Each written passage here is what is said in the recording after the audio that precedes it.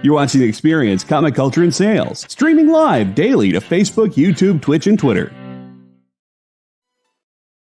Imagine being at a convention and going to an interview panel that's just for you. No bustling crowds, no hours-long lines, just you, the moderator, and your favorite comic book creators. Well, this is pretty much that. Miss Jen sits down every week with two comic book creators for a live stream interview about their latest work, and you can ask them whatever you want. It's Talking Shop, Mondays at 5 Eastern on The Experience, Comic Culture and Sales.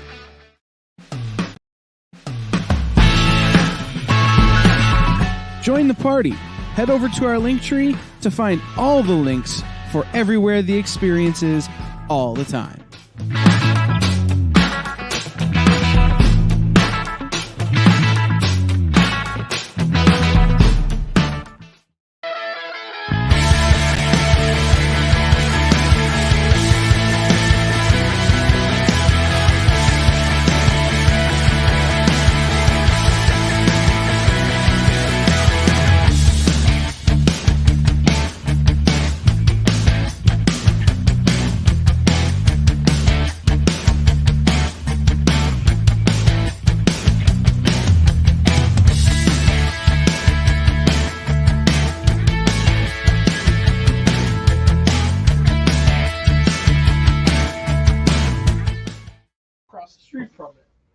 Hey, happy Monday. We're just talking here with John returning from vacation. Award-winning Robbie, and the hat is back. His 50th. Oh, man, did you break up? Oh, shut up. No, just I didn't want to do my hair this morning, man. I didn't want to do my hair this morning. So.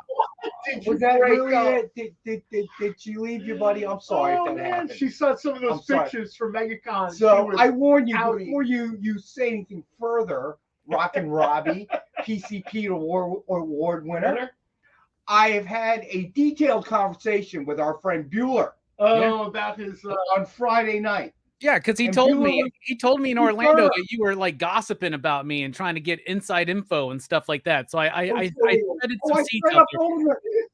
I'm sorry. I straight up told Bueller to spy on you and report back to me as soon as he got any information. You should just have him live stream everything. The Russian FSB's got nothing on my organization, my friend. Okay. Robbie, go live. And I tried to encourage, and thankfully our buddy John Spilios was able to provide the grease. Okay. I said, get him drunk and question him. Okay. They tend to be more honest. You're trying to say that Bueller and Spilio are in fact not my friends and family, but in fact we're just spies implanted by you. Okay, first of all, it was great Instagram content. Excuse me. In the 21st century, okay, we find the term spy derogatory. Surveillance. We prefer operator. Oh man, he's an operator. Oh my God. You're never going to find out when he's in a con again. You'll find out secret afterwards. Agent. We like, it's kind of hip and kind of cool. Oh my gosh. But we don't like spy, dude. That's derogatory. We don't use that term anymore. Okay. I wasn't aware. I didn't get that memo, so I'm sorry. I didn't mean to send any spies out there. Operator. Robbie did not break up. His hairstylist was not able to make it in for tonight's show. So we're being told. So we're being told. That's what's being reported. I still wear the hats unless it's baseball season. I get like the Yankees, 3 series in, 3 series won. So I got to represent my Yankees, Oh my Lord, God! Don't come back and talk to me after all. My condolences to Ed Weird. We had another holiday pass that was not his beloved Halloween. I know that's tough for him. That's kind of how his year is broken down: Halloween and everything else. So we had another holiday that was not Halloween. So it's a long show. We'll discuss this as things go on. I hope you guys are still together. Obviously, I am concerned. I hope everybody had a great Easter holiday. Yes, I agree. Regardless of if you celebrate how you celebrate. Well, we know that if it wasn't just because he didn't want to fix his hair. Okay. You think he does his own hair after winning an award? Robbie may not have had a great Easter holiday. No, I had a great Easter. Everything is fine. I just wore a hat today. I know you're the kind of cry inside sort of dude, so we're good.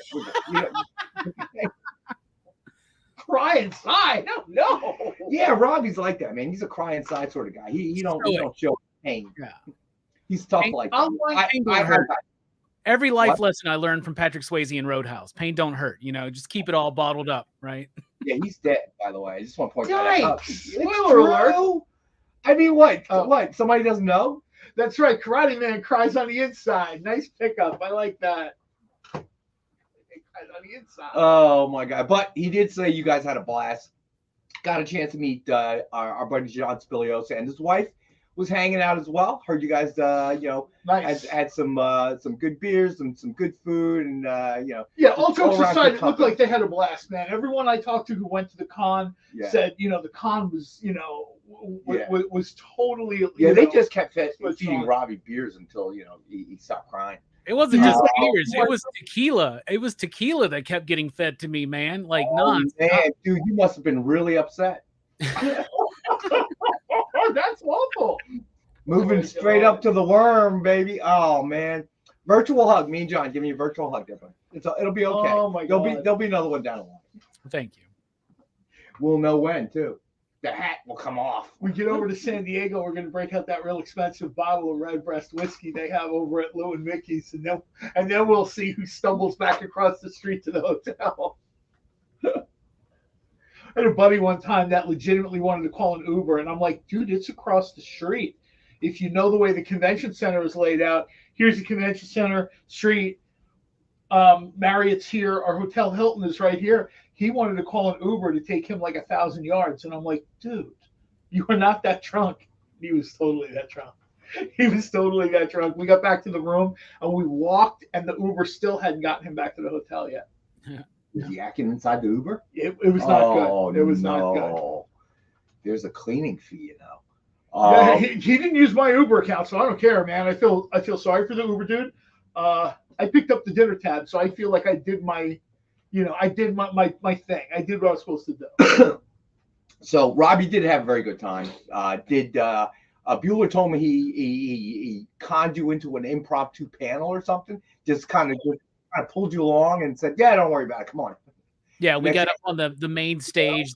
They were streaming out during the con, and it was the creator stage. So right as it's like, can we get we're gonna get on? So we go up there. There's Joe Quesada, and I'm like, we're following up Joe Quesada, but we did it. I think we were able to do it, and we just winged 20 minutes, and it was great. Me and Bueller got a great chemistry, and everybody kept asking us to do more shows together. So we're talking about some stuff. We're thinking about some stuff. So I love Kyle's honesty, man. I've called an Uber to go 1.5 blocks to get pizza. I'm just lazy. Can I ask a question? Most people would make an excuse.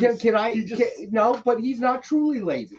Because wouldn't it have been more convenient to call Uber Eats, and then he wouldn't have to leave the house? Cut out the middle, man. Right? See? You need to refine that laziness, Kyle. That's I tell you. Funny. Don't worry. I've got a DIY YouTube video coming out. I'd truly be lazy. I would do nothing all weekend. Exactly. How do I know when I'm finished? I know how to cut them corners, baby. Oh my. Uber Eats, Kyle, you got to move. You just got to straight up move. I know, right? Wait, where does Miss Jen live? Houston? Isn't her son in Houston? Somewhere in Texas. I don't know. I was going to say, they have everything in Houston. I mean, God, you just got to move to civilization. Houston is like the future. People are like, oh, yeah, they have conveyor belt sushi places on every 3 blocks in Houston. And I'm like, what? All right. So, but you did have a good time. You told me on Friday. Yeah, had a great time hanging out with the community. Spilio is amazing. Bueller's, of course, amazing. And Brittany, Spilio's wife, is amazing too. So I was treated like royalty. I had a lot of fun. The con was decent, I guess, but hanging out with everybody afterwards, that was where it's at. That was awesome. You want to do your Frank Miller fanboy thing now, or you want? Oh, and I got to meet Frank Miller out of the way, so then we can start. So, yeah, it was great. It was a great time. I mean, I mentioned it last week when you guys both dipped out on me on my return. Yeah, I know, but we weren't here. So now we're asking you questions now. Well, don't exist if I ain't here, Robbie. I mean, I don't care. I don't care if I wasn't here. Meeting Frank Miller was awesome.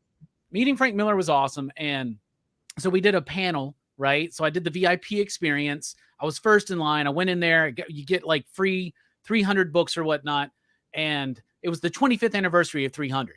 So they had Andy Kubert and they had Simone Bianchi on the panel with them because they had done new covers, and just a lot of talk about the origins and the process of the book of 300. And Frank Miller still totally sharp, very funny.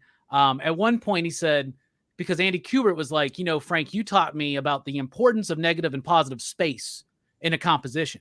He goes, never forget what I told you. We need all that space because writers are a superstitious and cowardly lot, and they will fill up every moment, any free space in the panel. They'll fill it up with their words of insecurity because they're not good artists. And it was great. So then I got to meet him, got my 181 signed, Daredevil 181. Already had that signed by Klaus Janson, so I got the duo on there now. And a very quick moment, so I just looked at him and I said, thank you for the work, for all of it. And then he looked right back at me and said, tell Rex and John they suck. And then that was the end of it. Wow, he knows us. you can't. I don't think he knows us. He just knows that we suck, so he's passing it on. It's like but he knew it by name that we sucked. You see, that's huge. See? Not the effect you were looking for, was it? Sorry, buddy. We're shameless here. Yeah, it's fine. Miller's been on the EXP before, right? He's been on Miss Jen's show, I think. Like not too long. So, yeah. Yeah, he only does the good shows. They don't come on this show. Next Level Shelf, this is like in Next Level Chef, this would be the basement kitchen. Hey. Speak for yourself there. He told me thank you for reading. He told me thanks for reading his work and thanks for coming. So I wish I mean, obviously I would have liked to have just chatted with Frank Miller for an hour, but that's not what's going to happen. You know what I'm saying? But it was a really, really great experience. So Ed Weird likes your shirt, John. Thank you. It's just about that time of year. The temp jumped over 60. So we're back to shorts and t-shirts. And I got a bunch of shirts I ordered. I ordered a Racer X shirt. Teespring knows if the temp goes above 60 degrees for more than a few days, they're going to get hit with orders. Why don't you start a YouTube show called Vacation King? Kind of like Tiger King? One of my buddies was after half a bottle of bourbon was like, let's run on the streets of Virginia Beach and tell people what it's like to be on vacation. I'm like, we're old, we're fat, we're unattractive. Nobody cares what we think. Nobody cares. But you know what? I have an angle for you. That was that was my friend's angle. No. I have an angle for you that you could use to make it work. Okay? Old retired guy. And here are my tips on traveling. Don't do this, do this. Don't do this, that do might this. work, I guess. Right? That'll get an audience because the other old retired people will be like, look at this guy, John. He knows his stuff, man. He's on vacation perpetually. He knows. Don't take a train. Drive. Don't take a train. I've had a relationship with Hilton professionally and personally for about 20 years.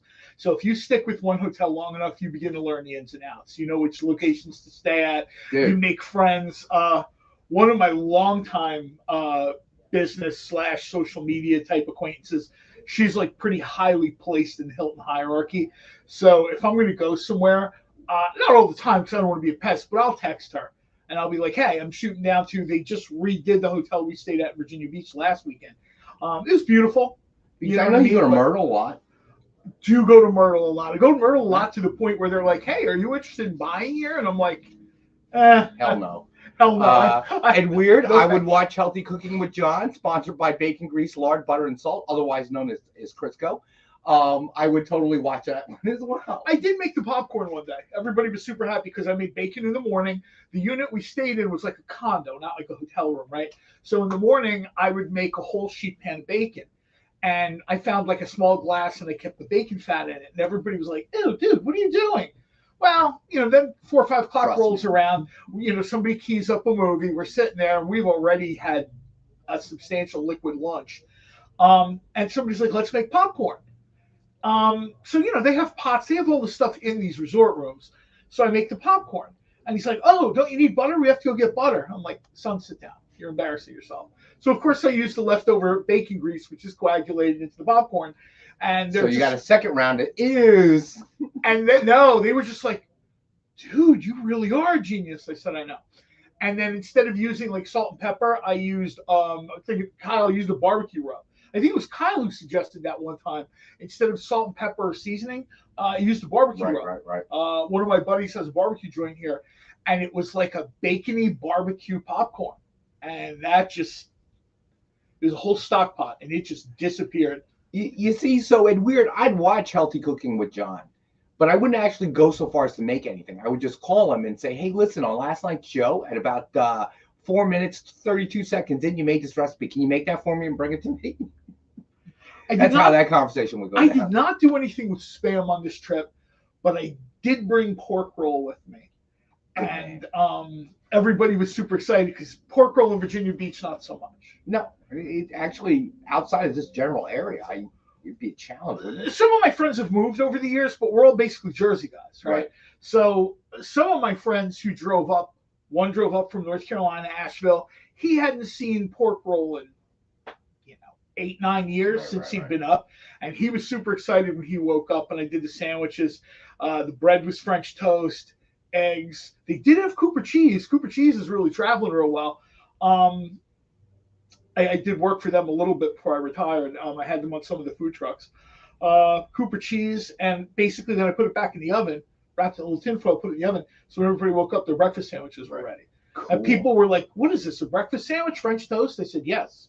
All right, Ed Weird has to ask. All right, so. Ed Weird, you know what? Rather than take up any more time in the show, I will get to you on Facebook, and I will tell you what pork roll is. There you go. It's a long story. It's a Jersey thing. I'll explain it to you. Don't worry. We're going to explain it later in the show. The heck with that. Well, I don't want Nick to come in and say, you're crippling me financially, sell books, so people buy the next thing he puts up for sale. Yeah, at least we know he's watching. How do we know Nick is watching? Because he comes in and distress.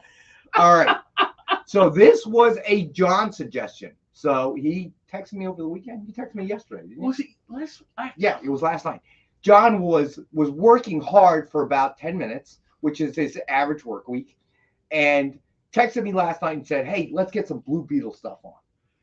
Yeah, I mean, I imagine we'll talk about this a little bit. Blue Beetle movie. We may have buried the DC. We might have buried the DC universe a little too early. It might have been like a premature thing. I'm seeing some of the DC stuff that they're talking about that they've got going on, and it's almost like the infomercial of, but wait, there's more. I think a lot of us were ready to write it off. I think maybe there's still some life there. Well, so Blue Beetle looks good. I'm going to tell you this. I think the trailer looks amazing. I really like, first of all, I'm a big Cobra Kai fan, so I do not remember the cat's real name, but Miggy, Miguel. Like, Miguel is the Blue Beetle. I'm 100% for Miggy as Jaime, but let's be honest. This Blue Beetle movie wasn't going to save the DCEU. You know what I'm saying? And now what I'm hearing is that Gunn's kind of alluding to the idea of like, this is actually the first one, because if it's successful, it's going to be a part of it. You know what I'm saying? Yeah. And it looks fun to me. So, hey, John Spilios, let us know when your plans become more concrete. Lots of great little micro brews in the area. Oh yeah, there's all kinds of little joints. If your wife's coming up, would love to meet her. John and I would love to hang out with you. It'd be a good time, man. Oh yeah, absolutely, man. That'll be a great time. We've got that one in Cherry Hill. Little by little, we've talked about Cobra Kai before. Little by little, I start seeing the people from Cobra Kai in other stuff. Like over the holidays, like one of my nieces shows up and she's super psyched about this show where it's like a girl and she's a ghost and she's still in high school, like she's trapped and she's trying to figure out who killed her. And she puts it on. I'm like, yeah, sure, we have Paramount Plus, we have everything at this house. I said, go ahead, put it on, watch whatever you want. I come out and it's the girl from Cobra Kai. I can't think of her name now, the quote unquote bad girl or whatever. And I'm like, I can see where this is going to go. You talking about Tori? You talking about Tori from Cobra Kai? Yeah. Man, I'm so jealous. Like Tori is like, I got things for Tori. I'm going to tell you that. And the story is pretty basic. It's exactly. Well, you're a free man now, so it's not bad. It's just basically a story of this girl gets murdered in her high school and she can't pass on or move on. I only watched about 10 minutes of it, but it seemed like it's the type of thing for my niece who's 19. You know what I mean? Right. She just left high school. So I was all right. So somehow we got onto Cobra Kai. But Blue Beetle, here's the deal. And we've said this before. This is like spoiler alert. Blue Beetle is going to come out and all these books are going to be more expensive. Every retailer is going to dig them out of their dollar boxes and bump up the price. You know it and I know it. Let's just kind of cut to the middleman. If you want Blue Beetle stuff, whether to keep it or flip it, get it now. All right. So here we go. 6 months. So we have Countdown to Infinite Crisis #1, signed by Michael Baer. And we have the one available for $19.38. Suggest regular retail is $29.99. And of course, this issue is the death of Ted Kord. Yeah. So that is one that we had in inventory. So I wanted to pull that one out. He got better, though. I'm just going to let everybody know that. However, this death not only led directly into the Infinite Crisis countdown stuff, right, which was amazing. I thought Infinite Crisis was one of the best done events DC's had in a long time. It really did stand out. Right? And it sets up Jaime to take over because Ted Kord's gone, and then the Scarab finds him in Infinite Crisis. So this is a really, first of all, it's just an awesome book. Like, I remember reading this, and when you get to the end and you find out that Blue Beetle dies and why and by who, you're just like jaw-dropping. That was a jaw-dropping moment, man. Yeah, I hadn't seen anything like that. I'll tell you what this reminded me of. Not the story so much as the vibe, the energy.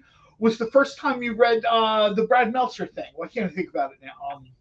Infinite Identity Crisis. Identity Crisis. I remember having that same reaction reading Identity Crisis, and then when I read this, I'm like, DC is capable. And this is where, and especially sometimes we'll talk to AR on Wednesday, and he'll say the same thing. What irritates him is that they're capable of doing it when they want to. But too often we get a lot of fluff and filler. We get stuff that it doesn't really matter. It's not that important. When they really want to like hit a long ball, they absolutely do. Right. And that's exactly what this book was. And I'll tell you right now, if you're not up on the most current last, several years of Blue Beetle, absolutely check it out. He's in the Young Justice. That character is really good in Young Justice. His whole sort of storyline, and there's a Black Beetle. There's like a whole thing going on there. And I got to tell you, I find that way more interesting than the 22nd incarnation of Batman. I get it, dude. I know what you're doing there. Plus, So this the cover is Jim Lee and Alex Ross painting over Jim Lee. So that cover is awesome. You don't see that too often. How much is this book? This one is $19.38, guys.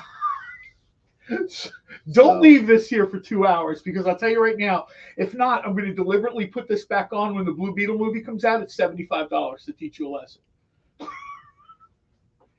Teaching you a lesson. No, seriously though, because I again, talking to a buddy of mine, he's trying to get back into collecting comics, and he's shell shocked. He hasn't been in comics for about 20 years. His kid's off to college now. He's got a few dollars. He sold his motorcycle. And he's looking at original art, and he's looking at the books that he wants to buy, and everything is like ridiculously expensive to him. And I'm like, no, this is what these things cost now. What happened in Virginia Beach? You came back. You turned into Albus Dumbledore or something. Yeah, I'm going to teach you a lesson. What the heck? But so I said to him, I said, you have to sort of be. I've always told people that buy the stuff now. Don't wait until the series drops on Disney Plus, or the movie's out, because everywhere you go, the price of that book is going to blow up. eBay, it doesn't matter. All right. So, this is I kind of cheated a little bit because after you, you told me about the Blue Beetle thing. You didn't do it yesterday. You did it in the middle of the week. It might have been when I just. You know why? Back. Because I ended up putting it on Wednesday. Okay. All right. So. That went, actually. So now we have Blue and Gold #2, signed by Dan Jurgens. Suggested retail of $49.99. It's only 5 of 22 ever signed. And we have this one for $39. Oh, man. All right. So I don't think Larsman is in the house. I haven't seen him yet. All right. Because I got some Spider-Man stuff. So we'll hold on to that. Let's see. Man, you know what? I have a couple things signed by Dan Jurgens. I got to tell you. It's a nice signature. And that was a nice signature. But that guy, his work covers a big part of the stuff when I was literally reading every single day, going to the comic book store, sometimes 2 stores in a week. You know what I mean? It's nice to have him sign something. The guy, the guy loves Booster Gold. The guy loves Blue Beetle. He's done, so much with that relationship. Right. And that's, of course, my thing, right? We're going to get Blue Beetle. I'm hoping we get some version of Booster Gold. We got Booster Gold in the Legend of Tomorrow. Yeah, they announced the series already, so we'll totally get it. Oh, nice. So I don't know if there's going to be a crossover or anything like that. but there is a series that they announced will be coming out. All right, so you know what? This is a kind of a cool set. DC 6-book reader set. So these are, you know, older, some more recent books, but they're definitely a reader set. So the more recent, the better condition they're in. The older they are, the rougher condition they're in. So that's why we're calling it reader Power set. Shazam, I love that book. So Power of Shazam, number 3. Legacy of Superman, number 1. Fanboy, number 5. That is the one, I want to say, with the Batman cover. Fanboy, number 2, I want to say, is the one with Green Lantern, but I might be wrong. Azrael, Agent of the Bat, number 89. And then DC Vertigo Shade, number 33. All 6 books for $10. Oh, wow. That's like So it's a reader's copy. But the more recent ones are actually in decent shape. Not, you know, the older ones are, you know, they're definitely reader's copy. But just something out there for everybody. Yeah, this is a great deal because you got a great assortment of stuff too. You even got some Vertigo, you got some DC proper, and you got some interesting stuff that most people don't remember. Fanboy was Sergio Aragonés, right?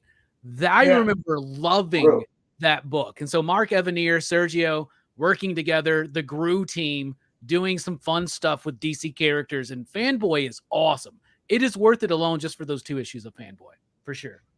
And Fanboy is one of those things that's kind of hard to find. Not like it's super rare, but people who had them held on to them. And it's not like every issue is worth $20 or $30. So it's not like retailers are going to take time out of their day and go look for Fanboy, right? Because they're going to look for, you know, something much more commercial, Spawn, whatever. That's a nice, easy way to pick up some cool issues. And weird, I don't know. And I'm going to tell you, unless one of our viewers is actually a accountant tax specialist, I would probably ask your accountant. I would assume that the government wants you to have to pay taxes on everything. And I think that there's actually been a rule change lately on selling collectibles where you have to, but I don't know what the nuances of the law is. I agree with Spilio though. Chris Pratt as Booster Gold. I think that's a really good. Oh yeah, I saw that. I was going to comment on that. That's like, it's almost like a layup, right? That's almost like a layup because Chris Pratt is really good at playing that sort of, you know, he kind of gave that vibe a little bit playing Star-Lord. He played like almost like the softer side of Star-Lord, you know, the goofier side. I'm sorry, man. Listen, ironically enough, I did hear some talk about it. I imagine that you would, yes, because it would, you know, it's, I don't know if it would be considered capital gains or not, but you know, you don't have to pay taxes as long as you own it. But if you sell it and you profit from it and you made a profit, you know, I guess. But by the same token, if you have to sell it for a loss, that, you know, based on what you paid. But I mean, dude, why just ask Siri? She knows everything. Otherwise known as John's other woman, Siri. No, that would probably be Alexa. I don't even want to know why. I really don't. I can't. Oh, Eugene, what's up? I guess you are. Yeah. You know what? I would be fine with Pratt playing Booster Gold if it was part of a larger movie. I don't know if I want to see Pratt carry another franchise again, but if it's like another ensemble cast, I would be fine with that, especially if it was like a one-off movie. I just watched a Chris Pratt movie this weekend that was awesome, by the way. So I just want to share, you know, like Chris Pratt was awesome in the Mario movie. The Mario movie was great. I highly recommend it. It's a kids movie. Keep that in mind. But I had a lot of fun. I was surprised by its box office success. I didn't think it was going to do that well. People like me were watching the movie. One of the biggest movies of the year. I said it was going to be one of the biggest movies of the year. It's got one of the biggest animated movie openings of all time. I'm telling y'all, this movie's going to have legs. Listen, I want to talk about that because I think it's interesting because they compared it to the live action movie that was made years ago. And why John Leguizamo? Yeah, why one worked and why one didn't. The Mario movie was great, by the way. I know people were saying, the Mario movie was great. So, but we got to take our first break, and then when we come back, let's blow through some books, get to a few books. And I do want to talk about the Mario movie, though. Did you know that every experience show, including some exclusive content, streams on Twitch? Check it out, twitch.tv/the_EXP. Or just scan that QR code. You just finished the last episode of your favorite new show, and you just have to talk about it. But all your friends are ghosting you because of that incident last week at the buffet. Oh, you know the one. What you did to that chowder. Ugh. Keeps me up at night. So what do? Join writer Dan Wickline as he breaks down all your favorite pop culture media. Whether it's a review of the latest nerdy TV show or a dive back into the history of your favorite comic characters, Dan's ready to discuss all the hottest topics live. Join the conversation as Dan live streams Tuesday through Thursday at 5 Eastern, 2 Pacific on Twitch, Twitter, YouTube, and Facebook. The Dan Wickline Show on The Experience, comic culture and sales.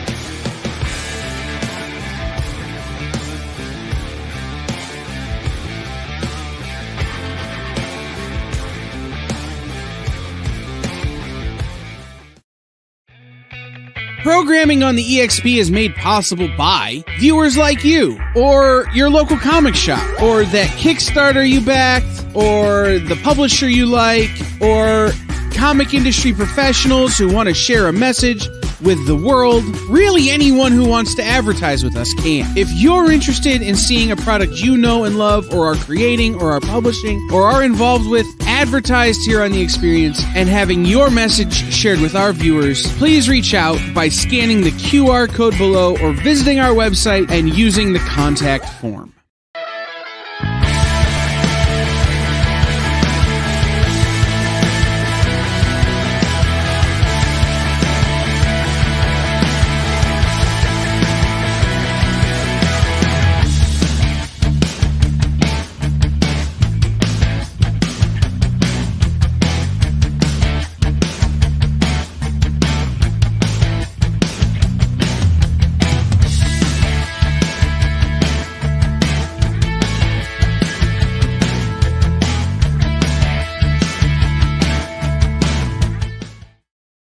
Hey, we're back. We're All right, back. all right, so you know what? Let me get through a few books. Yeah, All right, do it so through books and then we'll go back to Mary. all right, so we had some incentives on Wednesday. Yeah, Wednesday. So I brought them back because we had multiples, and in case somebody missed Wednesday's show, they have another shot at it. So we have 4 of these available. Planet of the Apes #1, 1:25 ratio, La Roca variant. So this was a retailer incentive. You have what, 3 of these available? We have 4. You have 3. I had 3. All right. We have them. Suggested retail $50. We have them available for $25 each. If you get 2, we'll do it for 40. 2 for 40. Oh wow! Okay. Yikes! Did y'all notice that Marvel started their 20th Century Studios imprint for Predator, Aliens, and Planet of the Apes? Yeah. They won't have the Marvel logo prevalent, but they'll have that. I kind of like that. I think that's cool. I think that's cool for like the marketing people probably thought it was a good idea, and it is. But like as a reader, as a fan, I absolutely love that. You know what I mean? My favorite version of Planet of the Apes was the old black and white magazine, because they continued essentially from the movies. I like that. The comic does not do that, but it doesn't stop me from Planet of the Apes is one of those things that goes away for a while and comes back, and people just love it. All right. So the next incentive variant we have up, I really like this cover. Amazing Spider-Man #23, Disney 100, Pastrovicchio, Infinity Gauntlet black and white variant. You can find them out in the wild for floating around $200. We have the one available for $160. Originally, I think Nick wanted to do it for $180 or something like that, and we for $75, and we lowered to $160. So we only have one of these available, though. Well, I'll tell you right now, you got them for $175 if you bought like the premium Franklin Institute Disney 100 package, which I was at a couple of weeks ago. How was that? And it was awesome, especially for people that aren't going to get down to Disney, because there are things that they're showing on the Disney 100 exhibit that you only see at the park.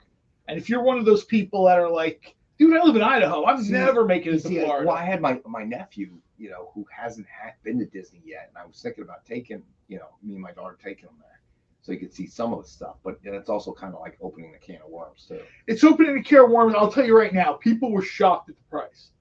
People were shocked at the walk-up price, and then they've already gone through their premium. They sold all the premiums. I guess they had so many because they had comics you could get, shirts, different limited stuff. I picked this, but they had a bunch of different stuff you could get, and it disappeared within hours of being offered at the Franklin Institute's website.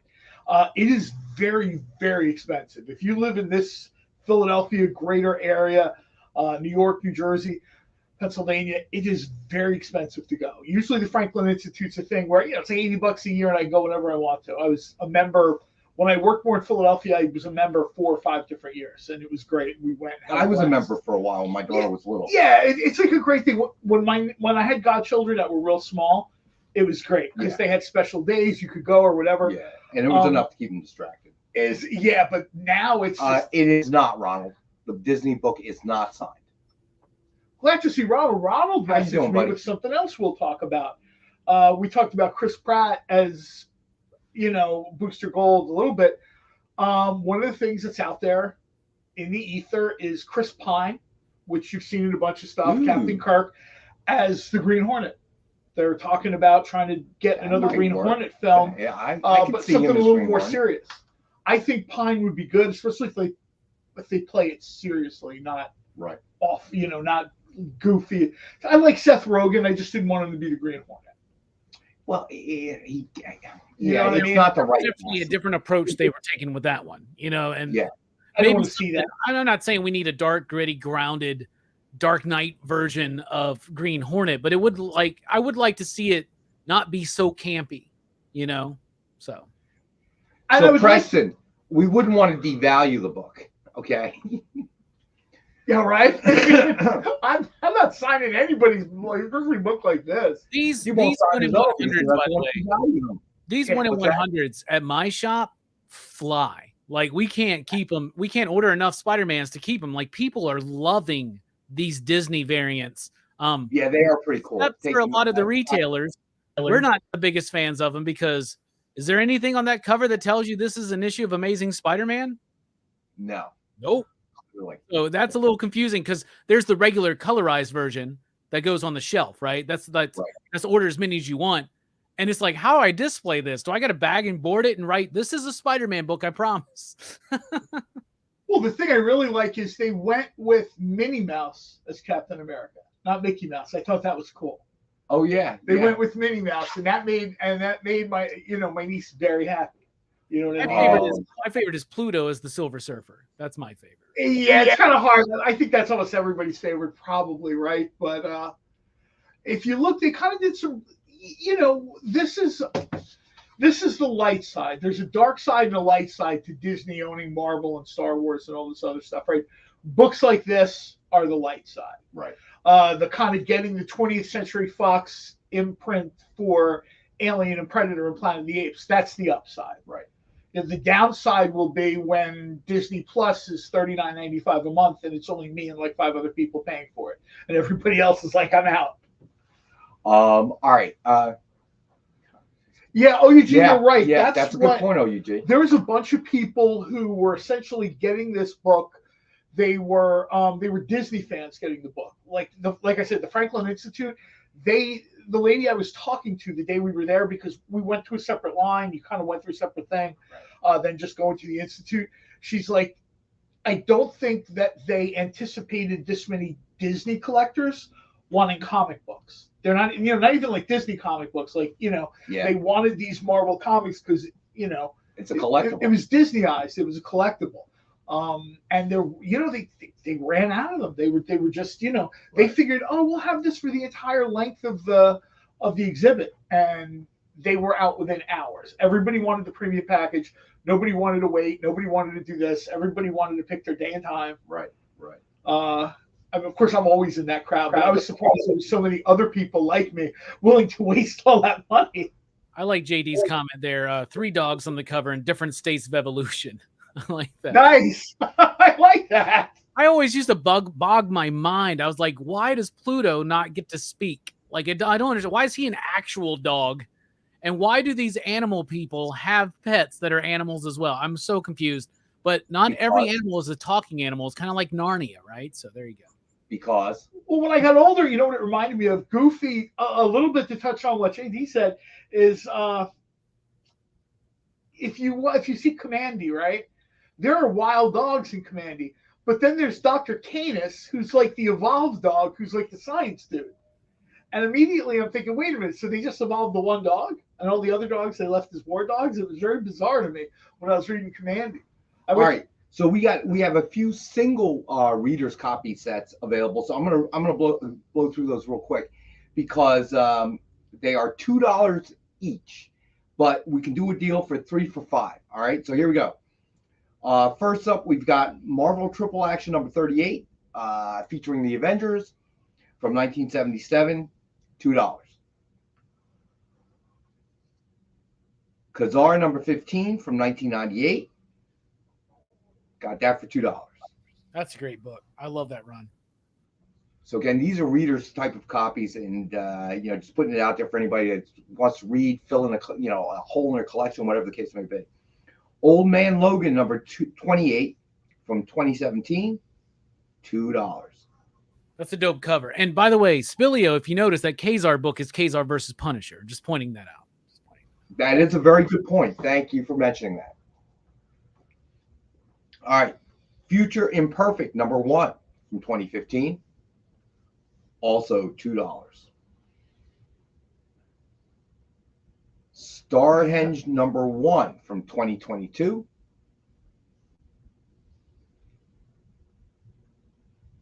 Give JD a second. I sent him a lot of pictures. They really leaned into the Maestro version of the Hulk. John, you're claiming Khazar, correct? I mean, they really last few years they decided Maestro. I guess maybe because we got so many weird versions of the Hulk, they decided let's go with this one. Hey, John Stout, what's up, buddy? All right, so then we have. Did we get Starhenge up there? No, hold on one second. I apologize. The computer decided to chuck it out the window. There we go. No. All right, there we go. There we go. Starhenge number 1 from 2022. The art in that book from Liam Sharp is sharp. It's so amazing. Like, Liam is one of my favorite artists working right now. And the work here is, and it's a work and labor of love. If you have not seen the layouts and composition in this book, they're mind-boggling, y'all. And to keep this in $2. to keep this in mind, everyone, for the more recent stuff like 2022, this is obviously below cover price. All right, Rogues Gallery number 1, 2022.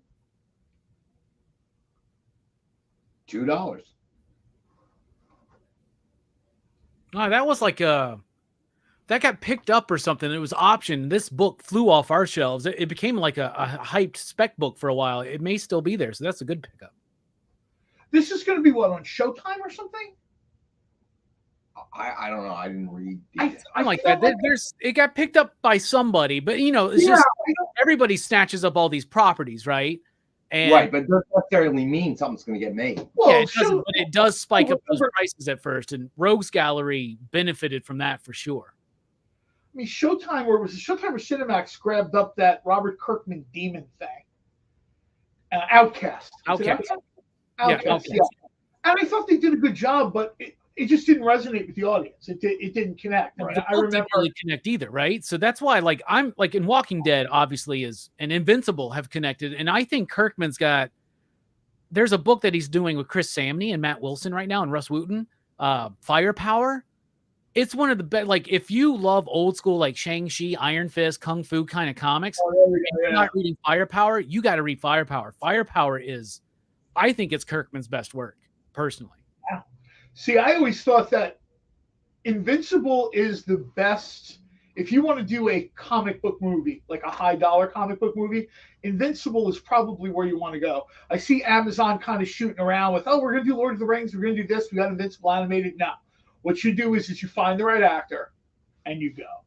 And that's how, if you seriously want to do a comic book movie separate from Marvel and DC, I think the only the two best things I can think of are Invincible and Spawn. Like if you want to do something big, separate from Marvel and DC, and it's not like, you know, Walking Dead zombies again or whatever. I'm looking at what could actually be realistically picked up and made. Right. Spawn is always in some level of we're talking, it's developed. No, it isn't. Yes, it is. So I imagine at some point, hopefully in my lifetime, we'll get Spawn. All right. So hold on. I want to address this Super Mario Brothers, whatever. But let me get to the last couple, and then the Brother of All Men #1 from 2022. Also $2. That's a great one. And then finally in the grouping, Supreme #1 from 1992. Bruh. I love this. Right. Is this a scan of the actual copy you guys got? That's a newsstand copy. Of the actual copy. They're actually pretty good shape. Newsstand, $2, Supreme #1. Come on, y'all. Who was that? Is it Brian Murphy? Is that the dude's name? Oh my goodness. I love all of this early 90s extreme image stuff, man. It's just there was multiple covers of this, right? Because I think this was the newsstand cover, and I think the other like direct read sales, whatever, was all silver. It was like embossed or something, right? Yeah, it was embossed or something. And I remember there was a time where I was like, this is it. We're finally going to get the Superman story that I want to see, which is Superman loses his stuff and just decides he's had enough. All right, so all these $2 comics, okay, except for the Khazar because John Spilios picked it up. But if you end up buying 3 of them, you also picked up Supreme, by the way. Oh, you did? Yeah. Oh, John, if you want one more, dude, we'll do 3 for $5. So let me know, buddy. John, you should get that Triple Action because that was a dope cover and a good 70s book. Or the Starhenge. If you've not seen that one, I think you would dig Starhenge. Big beefy dudes, just like you, Spilio. You're in it for 4. Do the 3 for 5. What? Do the 3 for 5. If he doesn't want to pay for it, I will. Do the 3 for 5. All right, but which one? He's got to pick one. He can pick one, but at that point, Starhenge. For 5. All right. We'll do that. We're professionals. We'll make it. Here's the thing, John. What was great about that Supreme series is that Alan Moore did work on that. That was Alan Moore doing Superman stories from his brain with no editors at DC telling him he couldn't do it. You know what I'm saying? Like, that is good stuff. All right, Starhenge. You got it, John. Yeah, Alan Moore, there was like a moment in time where everybody held their breath because people imagined Alan Moore stories and Rob Liefeld covers and the whole image push, and people thought this was going to be the greatest thing they ever saw. Of course, egos clashed, and a ton of accusations were made here, there, or whatever. Alan Moore didn't do the project. And then, according to Alan Moore, his work was cannibalized for like years thereafter. But let's be honest, everything, everywhere is Alan Moore cannibalized work if you listen to the old Wizard. But there was that moment where you read this and you were like, man, this is going to be the Superman you've wanted to see. Is it not insane how much work at Image Alan Moore did in the 90s? Well, he did a whole bunch in 1963, right? He did 1963, which Don Simpson is wrapping up at some point this year. So that's cool, right? But you got him doing Wildcats, you got him doing Spawn, you got him doing Spawn Violator crossovers and all kinds of cool stuff. You had Neil Gaiman, Grant Morrison, Frank Miller. These were dudes that were doing Image work because the money was there. And Rob Liefeld, for instance, Rob Liefeld paid Alan Moore $20,000 a script, and he says every week he got 2 scripts. Yeah. There was I was talking to my nephew and his friends who were, much younger fans, and they didn't understand all the Image hype because they find all these Image books in dollar boxes and they don't understand the hype. So I almost had to do a thing of, all right, sit down, children, and let me take you back to the ancient year of 1990, whatever. And we watched the one of the specials on Amazon, and one of the documentaries about Image, and these guys' minds were blown. I was like, oh yeah. I was like, Rob Liefeld was living the life of a rock star. I'm like, Rob Liefeld lived for 10 months at Disney World. He talked about it. He just rented a hotel room and he lived there for 10 months. A lot of people like to throw shade on 90s comics and all that kind of stuff, but then they completely ignore the really great stuff that we got in 90s, like the rise of Vertigo, the independent comic and stuff like that, right? Well, exactly. But even the Image inspired stuff, I know plenty of people that they can't read books from the Golden Age because they're like, oh, the style's just stiff and this, or they go, oh, the Silver Age, I don't understand. Jack Kirby, everything's so blocky and there's so many words and this. It's the era. It's the context of it. And this is what was popping in the 90s. Rob Liefeld, Todd McFarlane, Jim Lee, Mark Silvestri. Those dudes were at the top of the game. They were the best. They were selling so many comics, man. There's a reason. Yeah, issue 1 of Shadowhawk came out, and that next day, you could hear a pin drop at the comic book store. Everybody's like, did you read Shadowhawk #1? And it was like you'd witnessed an automobile accident. You just kind of nodded solemnly and said, yes, I did read Shadowhawk #1. Here's the thing. I think that period of time with Image and then Defiant and all these other indies that popped up, there was a fundamental shift. And I think it was a good thing. Okay, I think we were talking about baseball, right, on Friday. Curt Flood. It was the comics industry's Curt Flood moment. All of a sudden, it wasn't just a quick work for hire contract. The publisher owned everything that you created, and you didn't have jack. We've heard the horror stories, of the Jack Kirbys and all of these, obviously Kirby being the most famous one. And really getting cheated for something that they created on every level. That's going on to let's call it what it is, make billions upon billions of dollars. Yeah. So what I saw about Image, and listen, they're young guys, especially Rob Liefeld. All of a sudden, they're flush with money. They got a little, and let's face it, got a little lazy. Okay, there was some criticism of that. Todd McFarlane. He bought a hockey. He was busy buying a hockey team and making toys. Right. The others were lazy. Yeah, but he had to get Greg to start doing the artwork for him, though. So there is that. Jay, you're right. It's $10,000 a script. Rob Liefeld paid Alan Moore. I was thinking $20,000 because he turned in 2 a week, so it was $20,000. But I'll tell you this: Neil Gaiman. We know this because of court documentation. Neil Gaiman, Alan Moore, Frank Miller, Grant Morrison, and Dave Sim. They got paid 100 G's per script for Spawn. Can you believe that? Getting $100,000 for writing an issue of Spawn? Like, that's ridiculous. That's I'm old, people who are old. I remember what it was like to go to the comic book store during this Image era, and there are 40 people in line before the store opens. And I'm not talking about Los Angeles or Chicago. I'm talking about central New Jersey. Like Point Pleasant Beach's comic book store is getting bum rushed at 9:30 in the morning. And you're like, and Rex, you're spot on with the idea of this was a watershed moment as far as ownership of major comics. Because we had the success of Eastman and Laird on Turtles.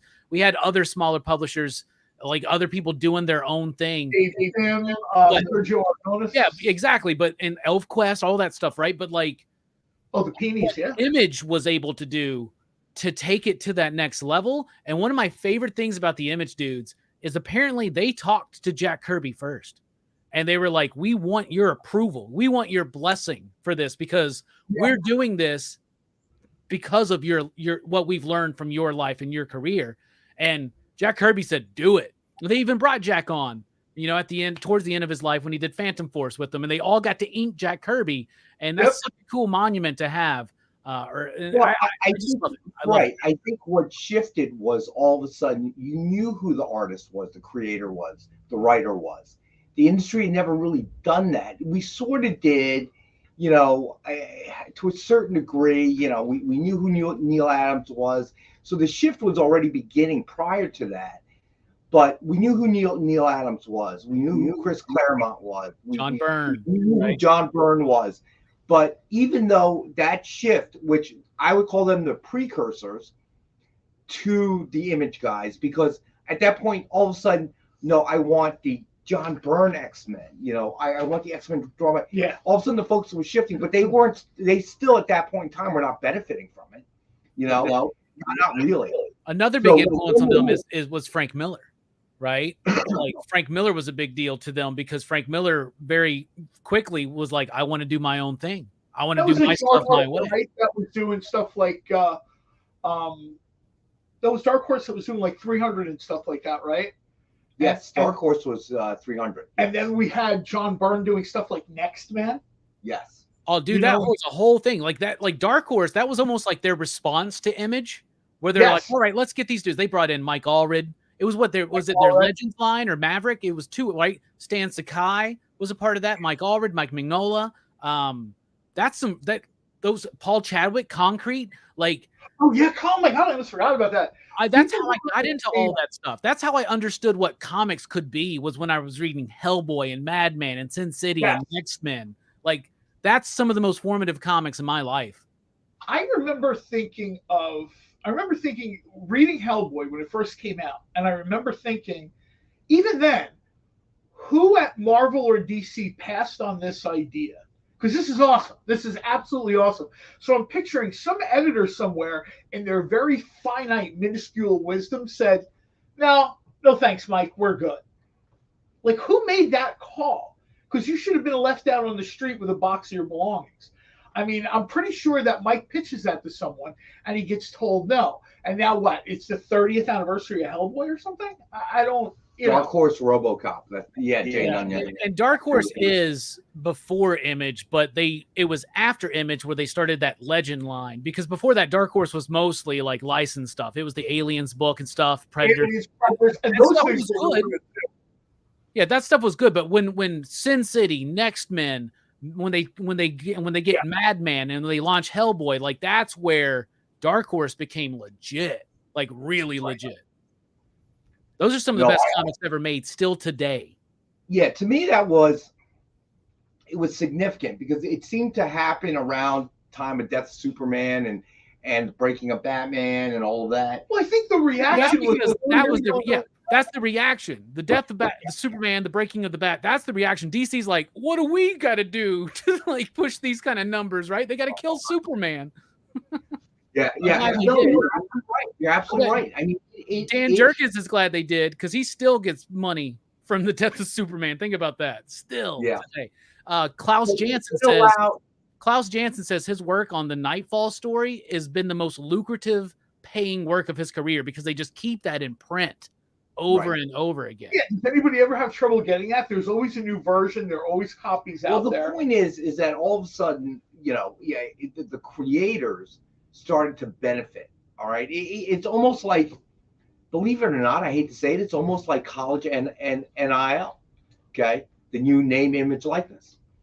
All of a sudden you're wresting the bulk of the money loose from the market and giving it to the people that play, I mean, I don't know about you, Robbie, but the NCAA's argument about NIL is just, it's falling on deaf ears and it's embarrassing. So what is it? We got 25 people watching and 19 likes. I actually just made it 20. I don't know. CJ's been trying to get people. And Mr. Easy Go Lucky. Hey, did you guys hear the big news from Dynamite today? I didn't even hear the big news from Dynamite today. What's the big news from Dynamite? You never pay attention. I'm doing our job. Red Sonja, 50th anniversary. Torrin, good. How do you pronounce her last name? How do you pronounce Torrin's last name? I don't know. Is it like Groenbeck or something like that, right? I don't know. Yeah. I mispronounce her name every time I mention. That's why I'd rather ask than be the one that gets it wrong. But covers by Shannon Mayer, Jimmy Chung, and a legendary artist that I wanted to work with since day one of Dynamite that we have never been able to work with until now. And he's honored us to work with us now. Take a guess. Well, I don't know. You've had everybody. There's one person. Oh, Robbie, that's right. It's Robbie. Robbie's doing the cover, man. We have another question for Robbie from one of the group. I'm curious now. Who is it? Is it John Byrne? That'd be my guess. I can't believe you can't guess it. I tell you what, John Byrne helped write this creator's creator-owned book at first. Mike Mignola? Yes. Oh, dude. Oh, so should I text Mike and tell him I want him to do? You better not text Mike anything. You will scare him away. He will go back in time if you text him, John. He will go back in time. I have thoughts about the Green Llama. That's the big announcement, Marcus. 2 Fridays ago, nice. I got, like, 4 weeks ago, I emailed Mignola, and he said, I got to fly to New York. When I come back, I'll try and draw Red Sonja. I drew her when I was 17. I'm pretty sure I could do a better job today. If I like what I draw and you like it, you can publish it. If not, we'll pretend we never had this conversation. Just so you know, this is the best segue we've ever had. So on this literally 2 Fridays ago, when I walked in so happy and I was like telling everybody, I wish I could tell you what it is. I wish I could tell you what it is. It's Mike Mignola doing a cover. All right, so if we're going to be talking about great artists, hey Robbie, did you get the blanks? Yeah, they're in the works. They're in the works. All right, so who was asking? Somebody was. I know Robbie's part of my latest Kickstarter thing. Hold on, Robbie's a big part of my latest Ed Kickstarter Weird. thing. Ed Weird asked. Somebody was asking. Ed Weird asked. Huh? Oh, Ed Weird. Ed Weird. So there you have it, Ed Weird. I've done my part. Okay. I've done my part. So we are waiting for Robbie, the artist, to do his part. Hey, man, I'm an award-winning podcaster and YouTuber, so, I'm trying to get it in. I will never, ever be like, why can't Ken pump these things out quicker, by the way? It ain't that easy, okay? So. All right. So, you know what? We got to take our next break. Stay with us. We'll be back in a couple minutes. Did you know that every experience show, including some exclusive content, streams on Twitch? Check it out. Twitch.tv/the_EXP. Or just scan that QR code. Did you know that across America there are over 2, maybe even 3 live stream producers who can't even afford Mountain Dew? Take Brian here. Brian has gone 2 weeks without a sip of Red Bull. If it goes on much longer, he may take a shower and get a real job. Situations like this are as tragic as they are preventable. Join the experience on YouTube and gain access to special emojis and members-only streams. For less than a cup of coffee, you can keep socially awkward hermit people working from their parents' basements where they belong. Scan the QR code on the screen to join. You'll be glad you did.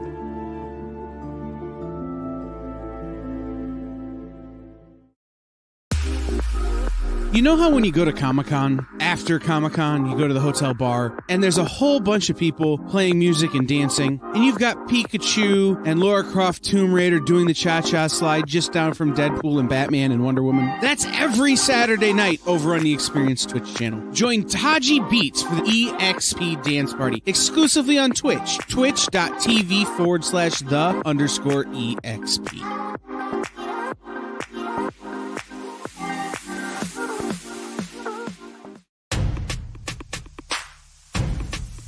Go follow the experience on TikTok at @the_EXP1 or scan the QR code on the screen. Our TikTok is like everywhere else we are, except you only have to deal with us for a minute. Seems like a win-win to me.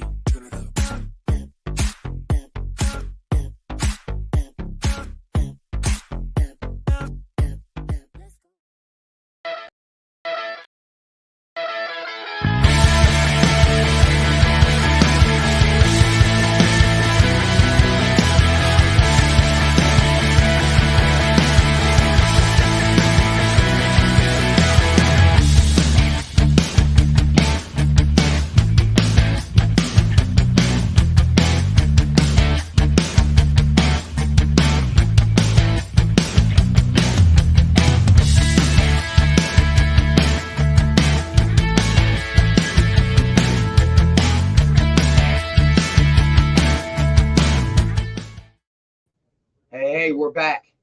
All right, so let me get a few more books up there on the board. All right, so next up, I still don't see Lars Man. All right, next up, we've got Amazing Spider-Man number 798, Venom variant signed by Terry and Rachel Dotson. So it is a dual signed book, double signatures, number 7 of only 80 signed. Suggested retail $49.99. We have the one available for $29.99. All right, and then that is nice. Then we've got Silver Surfer Rebirth number 1, signed by Ron Mars. Suggested retail $49.99. We have the one is 6 of only 125 signed for $29.99. Big fan of this book. Ron Mars, super cool dude. This was an awesome book, throwback to the 90s, but it still had the flair and vibe and freshness of a modern comic. And I'm pumped for Ron and Ron again to team up for Warlock Rebirth coming very, very soon. All right. John Spilios claiming it, the Spider-Man. Got you, John.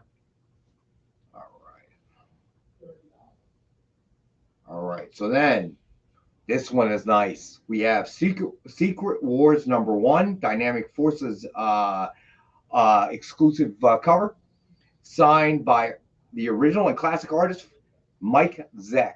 Oh, Suggested retail $49.99. We have the one available for $39.99. And well, obviously when Zeck came out with Secret Wars, he changed everything.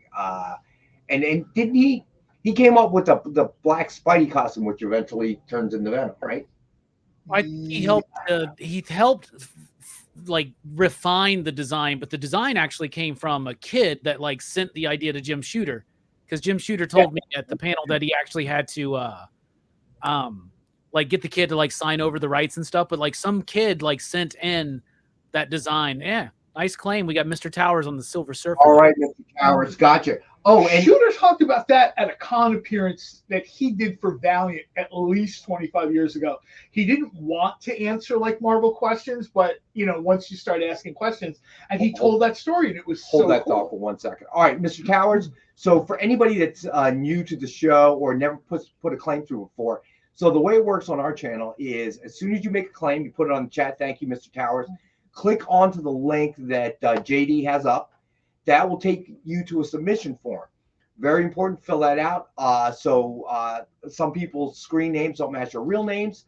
And of course, the most important thing of all is we need the ship to address.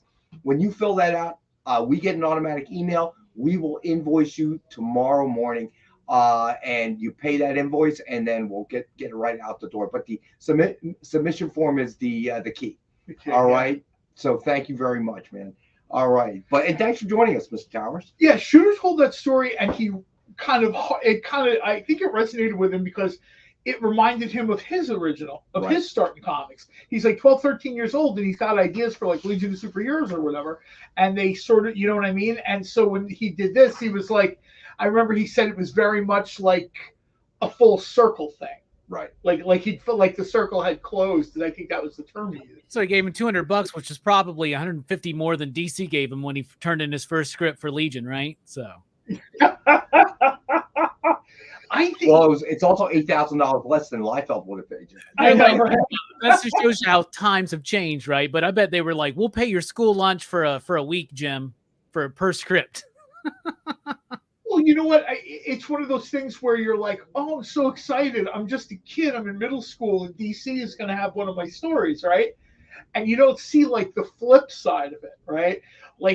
Those Shooter stories became the basis of the entire sort of 1970s, 80s version of the Legion until you get the Giffen era.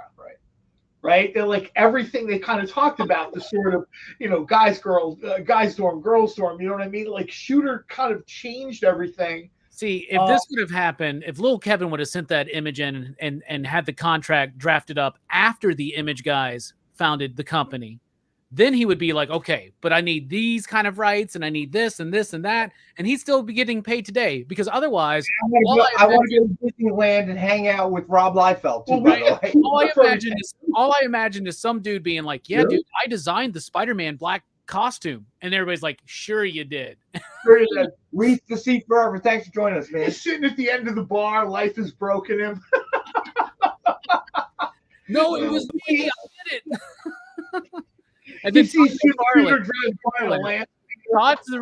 McFarlane's the reason why the black costume went away, because he came in. He's I don't want to draw this. I want to draw the classic Spider-Man.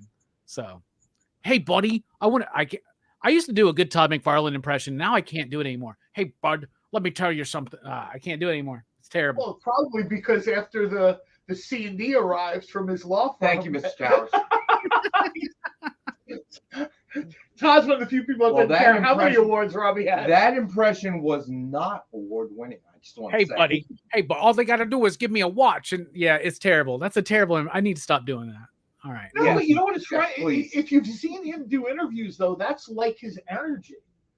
You know what I mean? He almost talks slightly like a pulp character. Stop trying to make Robbie feel better, dude. It was an awful. Hey, buddy. Let me tell you something. You ink yourself. You pencil yourself. You do everything together, and you just do it. Anyway, it's part of the. It's anyway. Listen, you see that? Oh my That's God. what gets you awards, not just reading the What price the of the show comic. has evolved. You know what would have kept me at Marvel if they would just give me a watch. If they would have. Anyway, moving on. Thank you, Edward. I get more W.C. Fields kind of feel from that impression than I do Jim Shooter. God, have you not seen Todd McFarlane do an interview? That's Uh, very good because that's what McFarlane is saying. Literally, Marvel could have made No, I the thought that was a image Jim Shooter impression. Ouch. No, my no, heart. no. Jim Shooter's way more. No, that was my Todd McFarlane. Hey, buddy, let me tell you something. Anyway, no, Jim Shooter's more like, yes, totally, Thanks, 100%. Triple J. He's much more like put together, it seems. So. Yeah, the metal covers. I mean, I'm glad Triple B was happy, but that's the reaction almost everybody has when their metal covers arrive, right? They're like, man, this is even better looking than it looked when I bought it. Right. And it's like, yeah, these things are ridiculously cool. I love these things. So Although the Actually- idea of calling them Dynametal covers was rejected by the publisher.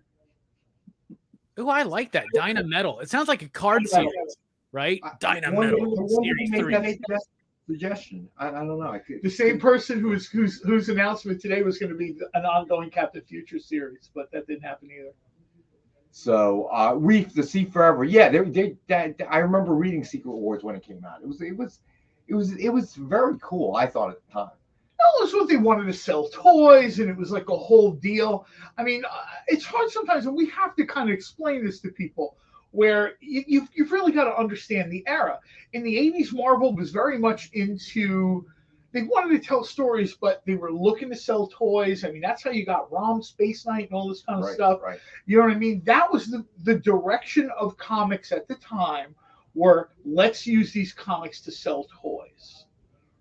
Well, He also brought together like I mean, Jim Shooter is to me an icon, a legend in this industry. And what he did for Marvel at that time, yeah, there were some things that caused certain things to stagnate, where everything kind of looked the same, had each book kind of had the same vibe and identity and flow and feel. And the Image guys shook that up, right? And we need these kind of changes. But when Shooter came into Marvel, he was very much needed. And he made that a very clean and efficient operation. And he reached out and started working with DC. He got all these licenses to do books like Thundercats and Heathcliff and all this kind of stuff. Like Jim Shooter was incredibly important to Marvel. Stan Lee talks about that in one of the cons he did, like in maybe it was 2014 or 2015.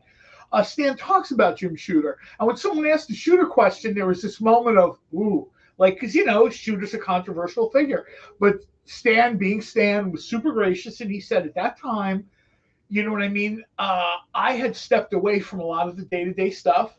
Jack Kirby was gone. The next people they put in there, like Roy Thomas, that was a guy. Roy Thomas is a name that's almost completely forgotten, right? Thomas and Neil Adams decided this was how things were going to look. I don't care how much you like Byrne and Claremont. I love Byrne and Claremont too. Nothing but respect for them. They took like 8 issues of what Thomas and Neil Adams did and said, we're going to do this for 10 years. And that's essentially what they did.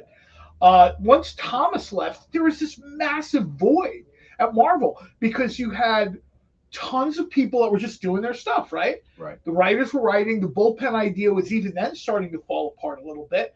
People were like, do I really need to come live in New York? Can't I just, messenger you this? And so Shooter was the guy that came into the office every single day. Right. Was an imposing presence both physically and figuratively, and sort of like Robbie said, kept that thing, you know what I mean? Kept that thing on track, you know what I mean? And I think that to this day, people remember Valiant or Defiant or remember some of these weird sort of conspiracy theories about what happened with Valiant or whatever, and that's fine. But I think that guy absolutely deserves he took the hands off about as cleanly as you can take it. Yeah. So, all right, Preston, it is time for Rex Cap. Let me throw the first CCA of the night out there, and then we'll go to the Rex Cap. So it's the Unworthy Thor, signed with Thor versus Warlock, or him. I don't think he had a name. The homage that they're using. Cover sketch by Joe Del Beato and Mariano Nicieza. It's a homage cover to Jack Kirby's Thor number 166, which was the issue that had Warlock's second appearance in full development. But at that point, I don't know if they'd given him a name. I think it was him. Was it him? They called him him with like a capital H, which was almost like sacrilegious. Oh So, my God, we could do a whole episode on Kamiko. Oh, you know who that is? That's almost like Jenna. Remember how Jenna had like a Valiant show or whatever? I wanted to do a Kamiko show. All right, so we have suggested retail $149.99. We have this one available for $83. All right, so time for the Rex Cap. Thank you, Jake. Thank you, JD. And yeah, before he starts out real quick, you're absolutely right. When Shooter stepped in, it had become like the land of I'm going to do whatever I want to, right? Because in some cases, like some of those creators, those original guys were old enough to be Shooter's dad. So they just did what they did, and that's it. And so Shooter had to come and say, look, we got to sort of get everything in, you know what I mean? You got to remember the Shooter era. The Shooter era had Claremont's X-Men, Miller's Daredevil, Byrne's Fantastic Four. Come on. I mean, I don't think you can, you can't take that. You can't retcon that away by saying, oh, well, I heard the guy did and said this. And okay. Yeah, well, I asked him Shooter when I did a panel with him a few years ago when he was at my hometown show. And I asked him, I was like, man, whose idea was it? John Byrne, Fantastic Four. He's like, well, John wanted to do it. He was unhappy with X-Men. And I knew that he didn't want to agitate him enough where he left and went over to DC, which he did eventually, right? Where he did Superman, right? And yeah, he took over Superman. But he was like, Fantastic Four was perfect for Byrne, and it gave him the chance to like flourish and be happy and do his own thing without feeling like him and Chris never like, I mean, they were great creative collaborators, but they butted heads all the time, right? And if you ask either of them at any day, they'll tell you that whatever was their idea over, you know what I'm saying? So like, yeah, they're all taking credit. They each take credit for that. If it's really good, it's their idea. Right. I mean, that's just sort of Claremont is in one of those Amazon documentaries, and again, nothing but respect for him as a creator. But I was just like, really, dude? So basically, you just told John Byrne to draw pictures, and that's the way it was. That's like the way the explanation was, right? It would be like if I said to you, just read the words. And like, hey, you're just telling me to draw the pictures. Come on, man! Isn't it a collaborative effort? All right, so let's get to the Rex Caps, and let's throw this out there. Dynamite 10-pack reader set. We have it for every show. It is 10 random Dynamite titles, $3.99 cover price on each or higher. So just about a $40 retail or higher. And as a thank you to our viewers, as always, our group, we have the 10-pack for $5, so 50 cents a copy. Then we did Countdown to Infinite Crisis #1, signed by Michael Bear. Suggested retail of $29.99. We have the one available for $19.38. And this is the issue with the death of Ted Kord, Blue Beetle. Then we had Blue and Gold #2, signed by Dan Jurgens. Suggested retail of $49.99. It is number 5 of 22 available. We have it at $39, but you know what? Nick is preoccupied right now, so we're going to go to $29 on this bag. Oh, Nick, you don't want us to give your stuff away. Maybe you ought to pay attention to the show. He's busy. What can you do? He's busy, man. He's a busy man. All right, here we go. So then we had Secret Wars #1 Dynamic Forces edition, signed by the original artist and classic artist Mike Zeck. It's just retail of $49.99. We have one available for $39.99. Then we just threw up there the Unworthy Thor, signed with Thor versus Warlock Him, cover sketch by Joe Del Beato and Mariano Nicieza. It's just retail $149.99. This is hand drawn, obviously. And we have the one available for $83. The cover is a homage to Jack Kirby's Thor #166, the second appearance of Warlock and full development of the character. Yeah, and this is another book where we're going to say this again. Guardians 3 will drop. We're going to see Warlock, And already people are starting to talk about Warlock, who, yes, Warlock at one point was sitting in dollar bins. Yep. Those dollar bins are getting cleared out. Those books are getting, rebagged and reboarded. And the next thing you know, they're sitting on walls now for, $14, $16, $18. Right. Agreed. I mean, we almost can't say it enough to people, because I know we always have new people joining the show or whatever. Buy before the movie, the TV show, whatever drops, because that just pushes the prices up. I mean, everyone on this channel is a retailer, right? And I'm certainly not saying this in any kind of negative way, but if Robbie's got stuff sitting in the dollar box, and I don't care what the book is, but if that book suddenly gets signed to be a movie, I guarantee you Robbie is pulling those books out of that dollar box. And everyone, every retailer. I have one of my employees do it for us, but yes. I'm one of Lawrence. I have people for that. He wouldn't want to mess up his hair. Like, your job today is to go through the dollar bins, all like 200 of them, and try to find as many Booster Golds and Authority comics as you can. Right? Yeah, I mean, I just, to me, that's common sense. And then what will happen is, of course, the movie comes out and people will be like, "Oh, I want to buy the comic now." Okay, well, of course, for you, common sense also entails seeing Endgame about 150 times. I'm just saying. All right, so next up, DC 6-book reader set. These are really kind of reader copies, but this set includes Power of Shazam #3, Legacy of Superman #1, Fanboy #5, Fanboy #2, Azrael Agent of the Bat #89, DC Vertigo Shade #33. All 6 books for $10.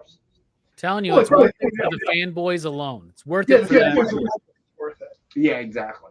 All right, so then we have our incentive variants. Planet of the Apes #1, 1:25 ratio La Roca variant. Suggested retail $50. We have 4 available for $25 each. If you pick up 2, we'll do 2 for $40. Then this is probably the nicest one on the show tonight. Amazing Spider-Man #23, Disney 100, Pastro Vecchio, Infinity Gauntlet Black and White variant, floating out in the wild for around 200, and we have only the one available for 160. Then the rest are all $2 books. Well, yeah, I mean, we talked about this in the first hour. There were a couple ways to get this. You could have just dropped the money, right? Or you could have dropped even more ludicrous money to buy one of the premium packages from the Disney, one of the Disney 100 exhibit. And I got to tell you, most people were shell shocked at the price. When I saw that was an option, I was like, okay. But the average person is like, you're insane. Why would you spend this much money? They obviously don't know you. You know what? That's exactly what my wife said. She's like, they do not know who they're talking to. All right, so the rest are all no, the slab didn't sold Thomas Art. That's on me, actually. It is because for some reason I left it off the line item. JD, I don't know if you've got a picture. I think that you should. Do you need me to hold it up? No, I think JD has a picture. Okay. The slab, the Amazing Spider-Man #8. Let me know, JD. It's right there. There we go. Thank you, JD. All right, so ASM Amazing Spider-Man #8. It is Legacy 902. Zeb Wells story, John Romita Jr. and Scott Hanna cover and art. It is CGC graded 9.8. It is one of our 5-star $50 books. If you are interested, Tom Bishop, let me know, my man. All right. Been a hectic day, man. I made lots of mistakes, but at least I sent JD. Lots of mistakes. At least I sent JD the picture. All right, so these are the $2 books. So Thomas has this, right? He said, so Bill. I think that's a claim, right? Bill me. I think he's claiming. Clearly, I am not in my full faculties today, so don't confuse me. When Nick says what book sold, I'm going to say way more than Rex has written down because he wasn't paying attention at all. Yo. Ask Robbie. You come here, you say stuff like that. You don't bring me no food. You tell me you make lamb. You made lamb for Easter, and there's no doggy bag for me. I did make lamb. Bro, you did not eat You lamb. got it, Thomas. You did not eat lamb on Easter.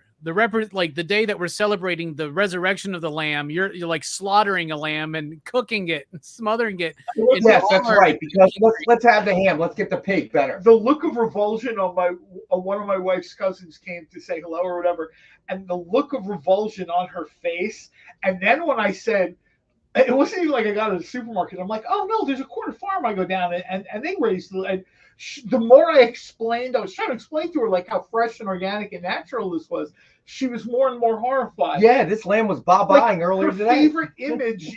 Our favorite image is the one where Jesus is standing there holding a lamb, and there's like the holy light or energy, and I'm just like. That's when you just got to be like, Easter and Passover go hand in hand, and we needed to put the blood on the post so that the angel of death passed over our house this night. Whoa, that was way too much explanation. My wife is Italian, so whatever we make, there's always an Italian alternate dish. So we'd had like a mushroom pepper and chili pepper lasagna that we made. So her cousin was fine with that, but she didn't even want to pass the plate. Like when the plate was being passed, she backed way away from the table. And then it occurred to me, maybe lamb wasn't the way to go. TJ, that is correct. John ate Shaun the sheep. This did turn dark quickly. Well, like I said, that's the way the show goes, Preston. You know it. We did lamb one day. I did a ham one day, like a fresh country ham that I got from the same farm. They cut you a lot of breaks when you're like, I need 3 or 4 dead animals. They're like, okay, man. You're like, best customer ever. Clean up. We'll take this out to your car for you. I'm like, thanks, man. Appreciate that. I don't know. JD, that's a good question. I am not. The Passover tradition is that you kill the lamb. I know what Passover is, but I didn't know about. That's what he's talking about. Yeah, no, I know what he's talking about, but I didn't know there was a. No, actually, I was talking more about communion. The Last Supper. This is my blood. This is my flesh. Right, we're getting really dark now. So like, we got $2 books, right? Although today they had lamb tacos for lunch. I wasn't at the house, but they had lamb tacos for lunch. Mm-hmm. So maybe that lifts everything a little bit. That's right, Preston. Preston, you may think pigs are cute and cuddly, but you leave them out in the wild for 2 weeks, and then it's a different story. I'm telling you. Oh, yeah. You're out in like Western North Carolina. You guys are like wild boars. Pigs go feral like crazy, like quick, too. It's like 2 weeks to a month or something. They're growing hair, tusks. Like, it's so weird. It's so weird. Wow, I feel like bacon now. It's straight out of Shudder, man. I'm not into. I'm gonna have bacon for dinner. You got these $2 books, right? Yeah, the Agony of the Anthill. Marvel Triple Action number 38, featuring the Avengers from 1977. $2. Whirlwind, not to be confused with the Human Top. Old Man Logan number 28 from 2017, and $2. Venomized. I know a couple of people that are collecting like everything that was Venomized. They're like really into it. And I was like, it was the same with when Marvel did the Alien thing. I mean, we talked about this before. Right. I wasn't particularly like the most hardcore Alien collector. Marvel started doing those Alien covers, and I'm like, okay, I'm in. All right. So then we had Future Imperfect number 1 from 2015, $2. Then we had Rogues Gallery number 1 from 2022, $2. And we've talked about too. This has been picked up by somebody we don't know exactly who. I'm not. That's not. JD said that it was Don Cheadle's production company picked it up. Okay. Well. All right. So then the Brother of All Men number 1 from 2022. Great book. Also $2. So out of all these $2 books, if you pick up 3, we'll do 3 for $5. All right. If there's anything you're interested in. We got to go to our last and final break. When we get back, I do want to. We never got to talk about the Super Mario Brothers, the old movie and the new movie. I want to talk about that. So stay with us. We'll be back. We'll be back. Why was Princess Zelda sad after watching a bunch of YouTube videos? She couldn't find the link in the description. We'll stop if you subscribe to our YouTube channel. It's super easy. Click subscribe and click the bell when you do. And thanks for supporting the EXP. Imagine being at a convention and going to an interview panel that's just for you. No bustling crowds, no hours-long lines, just you, the moderator, and your favorite comic book creators. Well, this is pretty much that.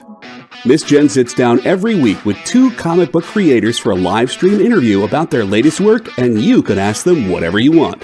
It's Talking Shop, Mondays at 5 Eastern on The Experience, Comic Culture and Sales. To be continued. 3 little words that hold the secret to the next great story. 3 words that will thrill you, confound you, give life to new possibilities. Every variation of To Be Continued is a promise of adventure, a promise of excitement, a promise of unseen wonders and unexplored worlds. A promise that every issue you read makes you a part of a never-ending journey, and behind every page there will be an unopened door waiting for you. This story to be continued at your local comic book shop today. Visit comicshoplocator.com today.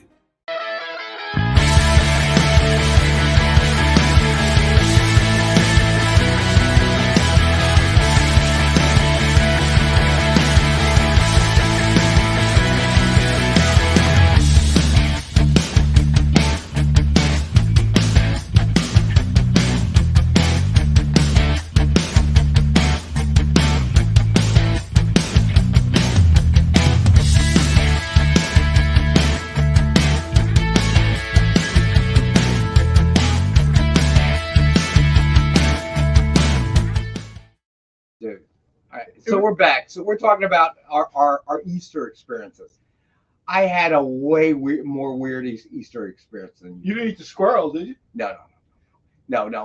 So it was at my ex-wife with my nephew and my daughter, of course, and her boyfriend, and his divorced dad, and me. Okay. It was actually not a bad time at all. We all got along fine, but dude, JD, I don't eat rats, man. You know, rats. Unless I'm starving. Come on, dude. I'm more up across than that, bro. Hey, man, haven't you seen Demolition Man? Rat burgers are where it's at. You know what I'm saying? Right. If I lived down there, yes, I would eat a rat burger. Okay, but I'm more of a Taco Bell guy. If you want to use the, I wonder if Taco Bell's a little fancy in the future, Rex. I'm just gonna say it's a little fancy in the future. Those of us that work in the comic book industry, we're not like the rest of the entertainment industry. You know what I'm saying? So I'm never using the shells though. By the way, real quick, we were talking about Jim Shooter and the importance of the Jim Shooter era. Here's one of my favorite Jim Shooter contributions was the Strawberry Shortcake comic book that Marvel did. Yeah. I remember when. I had a little cousin. She was younger than me, and just anything Strawberry Shortcake she had to have. That was it. Well, that's the thing. There was that tie-in with everything toys. I mean, the Shooter era was the era when the first time you saw people bum rushing stores for Cabbage Patch dolls and stuff like that. There's something to be said about when people they lost their minds in the 80s. Yeah, I was there. That was sort of my, teenage years. So yeah, I'll be the first to admit people did lose their minds. People would spend a week's paycheck on like an acid wash denim jacket. You know what I mean? Everyone lived at the mall, which I think is funny because now they're converting malls. Nice. Just really good stuff, man. I think we should have a Robbie reading. Look at that! Look at that advertisement for Nestle Quick. Like they don't make them like they used to. A lot of children pushing Nestle Quick. I used to drink that. I loved it. Hey, there's some John Byrne right there. Look at that. Nice.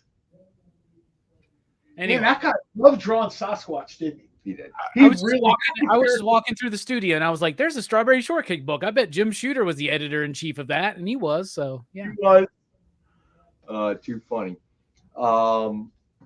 So and Weird wants to know if those comics were scented. No, these ones were not. Like the toys were scented. That was a big deal. The pops that came out a few years ago were scented too. Right. They do smell, but it doesn't smell like strawberry. It smells like beautiful newsprint is what it smells like. So. Oh, there's nothing like that smell. Well, even if it did smell like strawberry, it wouldn't after this many years. I get what you're saying though, John. I need to totally unpack this on the channel one day, for sure. Oh man, they did a Fraggle Rock comic too. Anyway, all right, that's enough of that. Do we got any strawberry shortcake books for sale tonight? Not. We have Ironically Fraggle not. Rock. Do we have I got this something? one right here. $200. $200. See, I can't do the Nick. That segue of Nick's was the best ever. What? We're talking about Mike Mignola, and we're talking about like that era of Dark Horse. And Nick walks in and says, "Oh, by the way, Mike Mignola will be doing a cover for Red Sonja," and then he turns around and walks out. I don't know if we can reach that again as a segue. All right, so let's get a few more books out there. And all right, so we have Flash Forward #1, signed by Scott Lobdell. Nice. It's number 45 of 50, and we're going to do it for $19.59. I understand there's some friction in the Flash fan community over this costume. They like it, they don't like it. I think this is kind of cool. I mean, it's always red and yellow. It's always some combination of red and yellow. I think this is kind of cool. It was different. I like the silver and red look, but what I don't like is the 90s hair, like the mask that doesn't cover the hair. I don't get that. Isn't that a callback to his Kid Flash costume? It is. That's what it's supposed to be, right? Yeah, and Impulse has the same thing, right? Impulse has the same thing, and I don't know. Like, he's back in just the normal Flash costume now. There's subtle differences between his costume and Barry, mostly in the belt and the eyes, right? But there's characters that could pull off that hair exposed routine, like Captain Marvel. But here's my point. Okay, when you're running at those speeds, how does your hair not fall out of your head? It's like the Speed Force protects him. There's an aura, and it protects him from the friction. Yeah, John knows what's up. Have you ever read a Flash? How can the Flash run through walls, man? I mean, come on, bro. That's exactly how he does that. It's all like science fictional. It's why he doesn't get pelted by the bald man. That's why he doesn't get pelted by like hundreds and thousands of insects when he's running. You know what I'm saying? Like, he would be killed by a positron if he didn't have some kind of the same way Star Trek has navigational deflectors, which are different than deflector shield. JD is right though. JD's right. He's like, any question about the Flash's powers, and you're just like, the Speed Force. It's the Speed Force. Thank you, JD. I explained this one time to a Star Trek fan. I'm like, you understand, as powerful as the Enterprise is, without navigational shields, like a micrometeor in space would destroy that ship in like seconds. It would be done. And you see that in other science fiction when they don't have shields. When they get to warp, they have the Speed Force. No, if you do Star Trek, it would create a bubble very similar to the Speed Force. The warp drive creates a bubble that allows the ship to move faster than the speed of light. Yes, I know, because there was the episode where the bubble was shrinking, and Dr. Beverly Crusher was trapped in the bubble. That didn't bother me when she was trapped in the bubble. I know. The more episodes reruns I watch, I find her more and more annoying with each passing year. All right, so the next get out of here. Crusher's awesome. Get out of here, y'all. Gates right, we'll debate this in a second, Pally. Oh, no. She's better than Dr. Pulaski. Come on. Oh, she was awful. I'm going to give you a pass because I know you just broke up. All right. Oh, not again. So you just a little bit on the inside. Again with the breakup. All right. So we got Phoenix Resurrection, the return of Jean Grey #1, comic sketch art exclusive variant, signed by Matthew Rosenberg. I don't know if there's been a character that's been resurrected more than her, and I think that fits because that's what the Phoenix is, right? The Phoenix never actually dies. It always comes back. And I think they took that quite literally, where we'll kill her off every few years and then have her just regenerate again. Well, I'm just going to say, originally, she didn't actually die. They cloned a body of her to die, and then they put her in the bottom of the Hudson Bay. Cocoon. Somehow the Cocoon story made it worse for me. It was the Speed Force.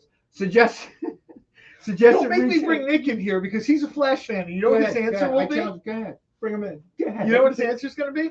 It's the Speed Force. All right. Suggested retail of $39.99. We have the one available for $19.80. All right. So this one is super. Al Jaffe passed away, 102 years old. Really? You were a good man, Gumby Dan. Oh, I'm kind of sad to hear that. I thought he was already dead. I'm gonna be honest with you. So at 102, I think that's totally understandable, man. If he's in his 50s, you're like, dude. But at 102, yeah, I got you, man. I thought so too. I'll admit to it. All right, so then we have Action Comics number 1000, Dynamic Forces exclusive wraparound variant cover edition. The cover is by Dan Jurgens and is signed by Pete Tomasi in silver. It is number 13 of only 50 signed. Suggested retail of 80. It is one of our 5-star $50 books. And it's inked by Kevin Nolan, who's one of the best, just one of the best in the business. Well, not only that, for Detective 1000, I think we had Jurgens do the same thing, and I really like this kind of timeline sort of thing. It's you know what they missed though? They missed the Fleischer Brothers Superman with the black S. Did they? Yeah, it's not there. Everybody loves the red. I better get Dan on the phone right now and be like, "Look, bro, you missed that one. You missed the T-shirt Superman 2 from the New 52, right? You missed like 3 different digital versions of those. Where's the Electric Superman? Where's Electric Superman? Like, I'm just saying, like, can we redo this cover? Just 2 more Superman. Yeah. He doesn't answer right away. This is what happens. This is what happens with Nick OK stuff without me looking at it first. Dynamic Forces winds up with incomplete covers. I'll tell you one thing, though. Talking about Kevin Nolan, that name gets forgotten sometimes when you do these GOAT conversations. I've told everyone, if you want to see Kevin Nolan, like range and everything, go pick up the Superman Aliens crossover. People almost forget that exists, and then they come across it like in a $5 box or something, and they're blown away. Every page, every panel. Yeah, and anytime you can find anything that he penciled, inked, and colored, it's just amazing. Like his color choices are better than anybody's in that era for sure. When you hear Superman Aliens, you're like, this is not going to be good. And he actually gave you the ending that you were supposed to get, right? Because everyone would have the same idea of aliens and Superman. Even if they got the egg down Superman's mouth, how's the alien getting out? Right. Like, it can't, first of all, the egg couldn't survive in the solar-powered body, but even if it did, how's it getting back out? Right. But they did a whole story. The panels were beautiful. They put everything together. And then basically at the end, they gave you what you wanted, right? Superman's got the thing inside of him. He jumps out the airlock, because let's be honest, the airlock is the most dangerous thing to the alien. That's how they always get rid of them. And, of course, Superman jumps out the airlock, and, well, what's there? Yellow sun. It's done. The alien's trying to bash its way out, and Superman's like, come on, dude. Right. It's not happening. But the rest of that book is just panel after panel. Like, every one of those panels could be a trading card. Every one of those panels could be a T-shirt. I would tell anyone, and you can find it. I mean, I bet you Robbie's got it in his store for, the cover price. People don't have these things for, I mean, you can't upsell everything, right? I found a copy of that in the most gimmicked comic book store I have ever entered. I go at least twice a year with friends who live in the area. We make a day of it in Red Bank. We usually see a show at the Count Basie Theater. We go eat at one of my favorite restaurants in New Jersey, Teak Sushi Bar, and then we go to Jay and Silent Bob's Secret Stash. Right. I find that in there on their spinner rack for like the $9.95 it was when it came out in 96, 94. And I was stunned because literally there's almost a cover charge to get into Jay and Silent Bob's Secret Stash now. Everything on the wall is $80. You know what I mean? It's exactly, it's the Disney World of comic book stores. Right. All right. So let me get to the last 2 books of the night. The second to last book is actually a connecting sketch covers.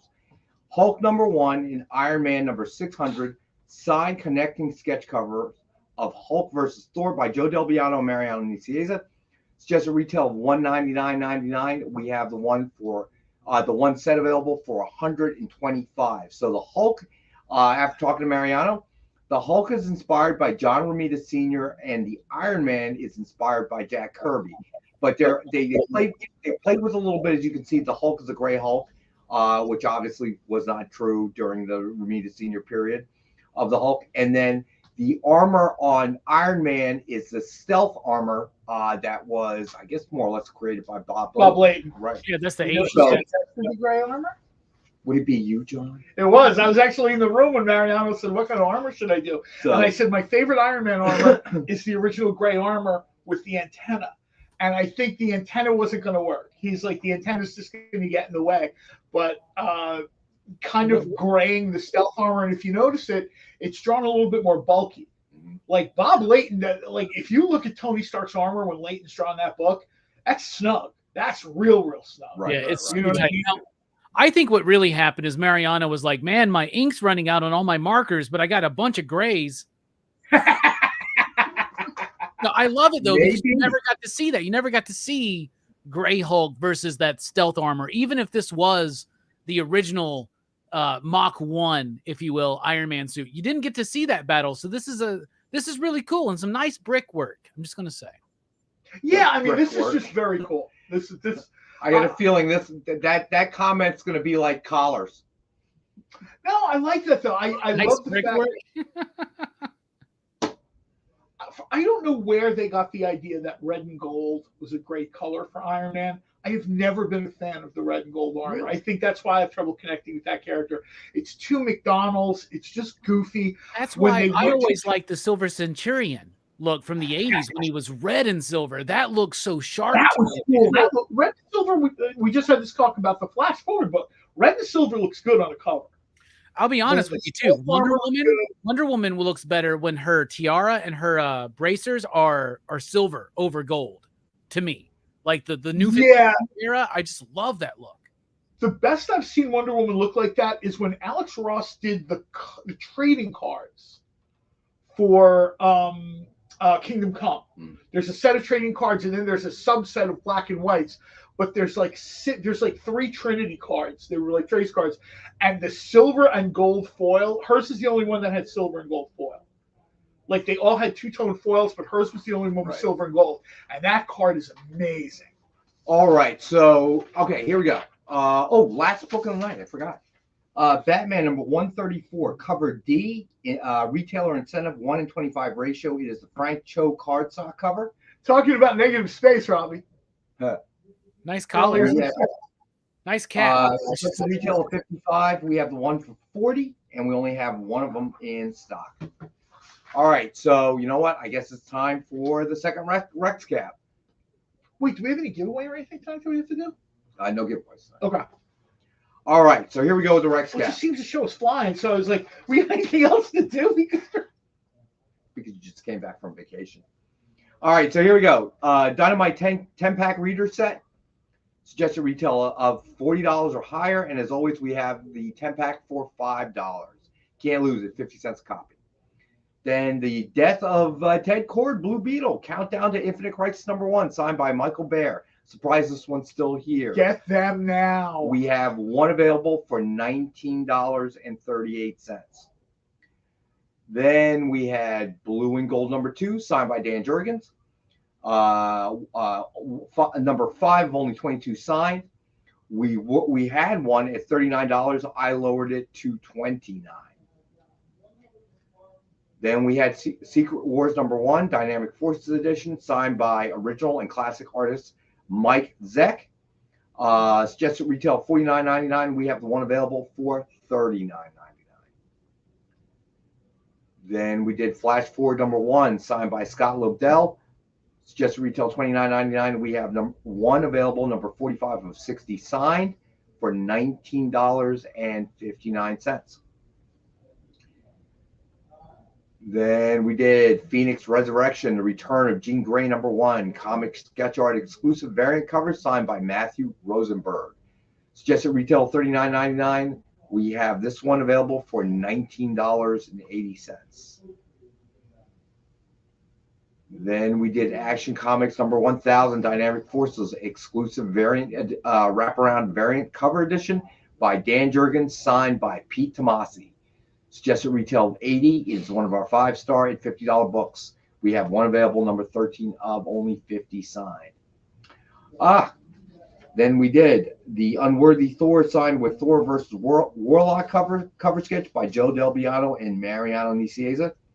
Suggested retail of $149.99. We have the one available for $83. A homage cover to Jack Kirby's Thor number 166. Which was the issue where Warlock's second appearance and a full development of the character. Then we did Hulk #1 and Iron Man #600, signed connecting sketch covers of Hulk versus Thor by Joe Del Biano and Mariano Nicieza. It's just at retail of $199.99, and we have one available for $125. Hulk inspired by John Romita Sr. and Iron Man inspired by Jack Kirby. It's nice brickwork. And nice brickwork, according to Robbie. It really is. I mean, it's one of those things that sort of, you know, who talked about backgrounds? John Byrne talked about backgrounds once at a con, and he said people like you don't even pay attention to it, and he hated doing them with a passion. He hated doing them, and then he talked to some of the old school artists that said you have no idea how important, whether it's a building, whether if it's taking place in an apartment. I can't remember who it was, but one of the artists who used to work on those old romance books, he's like, do you know how many different apartments I've had to draw? He's like, when I started working on Millie the Model and stuff like that, I had one apartment in my back pocket. Right. And then when you're doing 3 and 4 romance novels every month, you know, romance comics, you know what I mean? He's like, you suddenly learn about furniture and placement in the window and the light or whatever. And then Burns said it went on to become one of the most fun things he had to do when he had to do like what he always called the stilt man angle. All right. So then was that Dan DeCarlo maybe who said that? I don't know. What did you say, Robbie? I asked if that was Dan DeCarlo maybe that said that. You know what? I'm not 100% sure, so I don't like to attribute stuff. I know, like I like to attribute stuff when I was in the room. Like if I'm sitting at the panel and the guy says it, then okay, you know, I kind of go with it. But all right. So then we had the DC 6-book reader set. Includes Power of Shazam #3, Legacy of Superman #1, Fanboy #5, Fanboy #2, Azrael, Agent of the Bat #89, and DC Vertigo Shade #33. All 6 books for $10. Then we did Planet of the Apes #1, 1 in 25 La Roca variant. Suggested retail $50. We have 4 available for $25 each. If you pick up 2, it'll be 2 for $40. So if you buy 2, it'll be $20 each. Then nicest book we have on the show tonight. Amazing Spider-Man #23, Disney 100, Pastrovicios, Infinity Gauntlet, black and white variant. It was a 1 in 100 ratio variant. Suggested retail $200. We have 1 available for $160. Then we did Batman. This is a book that's going to be hard to find. People, yeah, no doubt. This is going to be one of these things that's hard to find because I know right now the people who got them, they're not parting with them. You know what I mean? Yeah, sure. There's always someone that'll buy and sell stuff. There's a retailer, but you're going to pay the retail price for that. Right. All right. So then we had Batman #134, cover D incentive, 1 in 25 Frank Cho cardstock variant. We have 1 available for $40. Then comes our $2 books. Nice. Marvel Triple Action #38, featuring Avengers from 1977. Oh, so good. $2. Old Man Logan #28 from 2017, $2. Then Future Imperfect #1 from 2015, also $2. Then we had Rogues Gallery #1 from 2022, and that's also $2. Then we had The Brother of All Men #1 from 2022, also $2. If you buy any of the $2 books and you buy up to 3, we'll do it for 3 for $5. All right. Stilios got the 3 for $5 in the first hour, right? That's right. He did. You are correct, sir. You are absolutely correct. So, and did we do the slab? Yeah, we did slab. It's sold. Okay. Yeah. So we are good to go. So that is the show. So Robbie, what you got coming up this week? Oh, what do you got tonight? Well, tonight we are returning to PCP Movie Night. I took a break after doing MegaCon, and we are talking about one of the absolute most important films of the 20th century. Another cinematic milestone, Stop or My Mom Will Shoot, starring Estelle Getty and Sylvester Stallone. So, like I said, we're going to unpack that one tonight because there's a lot of nuances in that movie. It is one of the most important films of all time. So we're talking about that one tonight. I'll tell you right now, you need something put over, you get Robbie to do it. That's why he won the award. That's exactly how that works. All right. So the last check out PCP tonight. We might for, need some PCP to make it through that movie.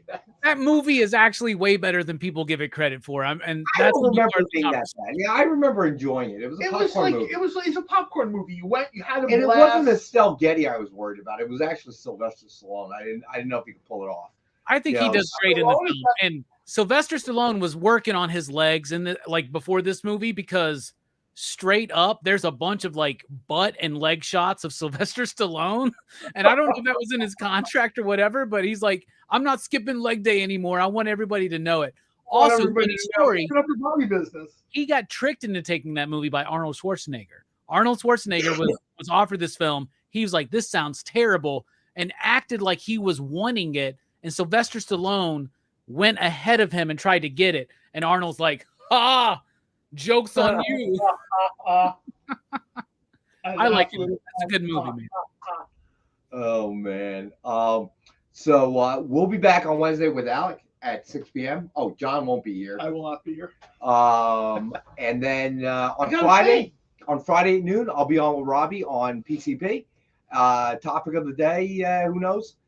We'll find out that day. We're just waiting on James Gunn to do something. We're just waiting on James Gunn to do something, say something. We got all week, dude. We got all week. We got anything could happen. James Gunn said he just threw it out there. He talked about the possibility of DC Marvel crossover. Right. He said, with me in charge of DC, that's a lot more likely than happening than when I wasn't in charge of DC. What I love about that is he's like, yeah, we've talked about it. I bet this is the talk. Bruh. Yeah, dude, that'd be cool if we did that. Moving on. Yeah. Moving on. That's exactly the conversation. What's with Robbie and impressions? I think he's going to have a new career. What soon. do you think he got the award for? I mean, seriously. Not impressions. I know this for a fact. Hey, bud, let me tell you something. Marvel could have kept me if they give a T-shirt. You know, you take my image and put it on a T-shirt. Give me a T-shirt. Give me a freaking T-shirt. You would have tens of people voting for him. Tens of people. The only way that Robbie would have won the award for his impressions if there was no one else in the contest. I'm telling you, man. You know, you're not here's my Grant Morrison and my John Lees and my Uncle Scrooge and anybody else who's Scottish. It's great. It's great. Oh man, Grant Morrison, I need some. I love the way Scottish people say great. It's great. I love it. I really should start drinking before the shows. Is that really just water in your cup? It is. I'm impressed by that. It is. This is the last time. My Propel vodka is perfect. You drink it during shows. It's great. It's great. Have the time of your life. It's great. We should do a show from the brewery. Nick, we're going to do a bonus show from the brewery. Maybe when Spilios is in town. Let's do it. The problem is got to move all the comics. Maybe not. I'll tell you. No, I'll tell you how this show affected me. Here's Lyle jumping in the room. We're watching Food Network, and one of my in-laws is watching the food truck race. Right, it's like one of their. Well, this one season is in Alaska, and they're like, you're going to be selling food from this food truck 100 miles from the Arctic Circle. And I'm like, that's no big thing. We got a guy on our show that's buying books all the time from there. Oh, my God. Hey, JD, what do we got after this tonight? Coming up next, we got General Disorder starring a different Jen with Miss Jen sitting in for Jenna. And then after that, it is Kyle with Hot Takes at 9 p.m. Eastern. Is that the pancake show? I don't know. Yep, hot cakes. Go ahead, tell him about his show, Hot Cakes. He loves to hear it. It's going to be great. It's great. It's the best advertisement for any show I've seen on the Experience. It's just a plate of pancakes. Wait, can I ask you a question, Robbie? Can you say anything else in a Scottish accent? The great is pretty good. Yeah. I'm giving her all she's got, Captain. Bond, James Bond. How about that one? Yeah, he's not. That one's bad. That one's really. He's Scottish bad. though. Sean Connery's Scottish, right? He's Scottish. Sean He is Connery's Scottish. Yeah. Sean Connery is Scottish. Sean Connery. Yeah, but It's it's just great. that goes back to it's great. Shrek, man. Oh my God. All right. You know what? I think it's great. It's great time.